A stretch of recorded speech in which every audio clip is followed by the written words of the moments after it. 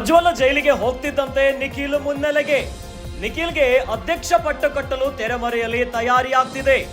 ಪುತ್ರನನ್ನ ರಾಜಕೀಯವಾಗಿ ಬೆಳೆಸಲು HDK plan ಮಾಡ್ತಿದ್ದಾರೆ. ಜೆಡಿಎಸ್ ರಾಜ್ಯಾಧ್ಯಕ್ಷ ಆಗ್ತಾರ ನಿಖಿಲ್ ಕುಮಾರಸ್ವಾಮಿ. ಕೇಂದ್ರ ಸರ್ಕಾರದ ಸಚಿವ ಸಂಪುಟ ಸೇರಿರುವ ಎಚ್ಡಿಕೆ ಕೇಂದ್ರ ಮಂತ್ರಿ ಸ್ಥಾನದ ಜವಾಬ್ದಾರಿ ಹಿನ್ನೆಲೆ ರಾಜ್ಯ ಉಸ್ತುವಾರಿ ನಿಖಿಲ್ ಕುಮಾರಸ್ವಾಮಿಯ ಹೆಗಲಿಗೆ. ಮೊನ್ನೆಯಷ್ಟೇ ಸಿನಿಮಾ ತೊರೆಯುವುದಾಗಿ ನಿಖಿಲ್ ಹೇಳಿದ್ರು. ಪಕ್ಷ ಸಂಘಟನೆಗೆ ರಾಜ್ಯಾದ್ಯಂತ ನಿಖಿಲ್ ಪ್ರವಾಸ.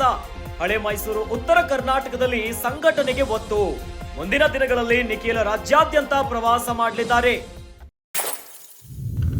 ಲೋಕಸಭಾ ಚುನಾವಣೆಯಲ್ಲಿ ಈ ಬಾರಿ ಮಂಡ್ಯ ಕ್ಷೇತ್ರದಿಂದ ಕುಮಾರಸ್ವಾಮಿಯವರು ಭರ್ಜರಿಯಾಗಿ ಗೆದ್ದಿದ್ದಾರೆ. ಇತ್ತ ಪ್ರಜ್ವಲ್ ರೇವಣ್ಣ ಜೈಲಿಗೆ ಹೋಗ್ತಿದ್ದಂತೆ ನಿಖಿಲ್ ಕುಮಾರಸ್ವಾಮಿಯವರು ಮುನ್ನೆಲೆಗೆ ಬಂದುಬಿಟ್ಟಿದ್ದಾರೆ. ನಿಖಿಲ್ಗೆ ಅಧ್ಯಕ್ಷ ಪಟ್ಟ ಕಟ್ಟಲು ತೆರೆಮರೆಯಲ್ಲಿ ತಯಾರಿಯಾಗ್ತಿದೆ. ಪುತ್ರರನ್ನ ರಾಜಕೀಯವಾಗಿ ಬೆಳೆಸಲು ಎಚ್ಡಿಕೆ ಪ್ಲಾನ್ ಮಾಡ್ತಿದ್ದಾರೆ. ಜೆಡಿಎಸ್ ರಾಜ್ಯಾಧ್ಯಕ್ಷ ಆಗ್ತಾರ ನಿಖಿಲ್ ಕುಮಾರಸ್ವಾಮಿ. ಕೇಂದ್ರ ಸರ್ಕಾರದ ಸಚಿವ ಸಂಪುಟ ಸೇರಿದ್ದಾರೆ ಇತ್ತ ಎಚ್ಡಿಕೆ. ಆದ್ರೆ ಎಚ್ಡಿಕೆ ಕೇಂದ್ರ ಮಂತ್ರಿ ಆಗಿರುವಂತ ಜವಾಬ್ದಾರಿ ಇರೋ ಕಾರಣಕ್ಕೆ ರಾಜ್ಯ ಉಸ್ತುವಾರಿ ಜವಾಬ್ದಾರಿಯನ್ನ ನಿಖಿಲ್ ಕುಮಾರಸ್ವಾಮಿ ಹೆಗ್ಲಿಗೆ ಬರುತ್ತಾ?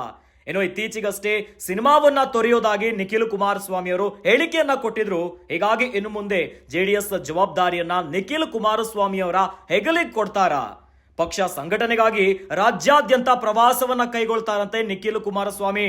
ಹಳೆ ಮೈಸೂರು ಭಾಗ, ಇನ್ನು ಉತ್ತರ ಕರ್ನಾಟಕದಲ್ಲಿ ಸಂಘಟನೆಗೆ ಇನ್ನಷ್ಟು ಒತ್ತು ಕೊಡುವಂತ ನಿಟ್ಟಿನಲ್ಲಿ ನಿಖಿಲ್ ಕುಮಾರಸ್ವಾಮಿ ರಾಜ್ಯಾದ್ಯಂತ ಪ್ರವಾಸವನ್ನ ಮಾಡ್ತಿದ್ದಾರೆ. ಮುಂದಿನ ದಿನಗಳಲ್ಲಿ ನಿಖಿಲ್ ಕುಮಾರಸ್ವಾಮಿ ಇನ್ನಷ್ಟು ಪಕ್ಷವನ್ನ ಕಟ್ಟುವ ನಿಟ್ಟಿನಲ್ಲಿ ಹಳೆ ಮೈಸೂರು ಮತ್ತು ಉತ್ತರ ಕರ್ನಾಟಕ ಭಾಗದಲ್ಲಿ ಸಂಘಟನೆಯನ್ನ ಮಾಡಲಿದ್ದಾರೆ.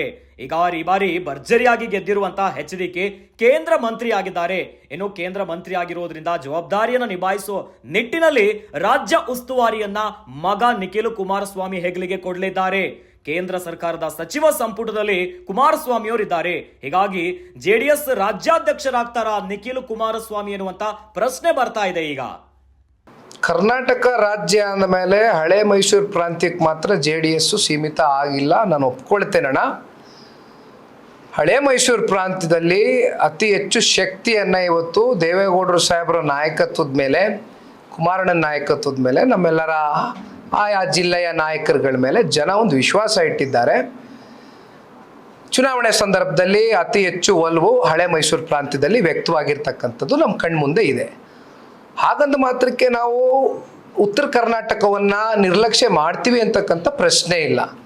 ಉತ್ತರ ಕರ್ನಾಟಕದಲ್ಲೂ ಕೂಡ ನಮ್ಮ ಪ್ರವಾಸವನ್ನು ಕೈಗೊಳ್ತೇವೆ. ಇನ್ನು 4 ವರ್ಷಗಳ ಕಾಲ ಮುಂದಿನ ವಿಧಾನಸಭಾ ಚುನಾವಣೆಯ ಒಂದು ದೃಷ್ಟಿಕೋನದಲ್ಲಿ ಇಟ್ಕೊಂಡು ಈ ಪಕ್ಷದ ಸಂಘಟನೆಗೆ ಇಡೀ ರಾಜ್ಯದ ಮೂಲೆಯಲ್ಲೂ ಕೂಡ ಇವತ್ತು ನಾನಾಗಲಿ ನಮ್ಮ ಪಕ್ಷದ ಮುಖಂಡರುಗಳಾಗಲಿ ಕೆಲಸವನ್ನು ಪ್ರಾರಂಭ ಮಾಡ್ತೇವೆ.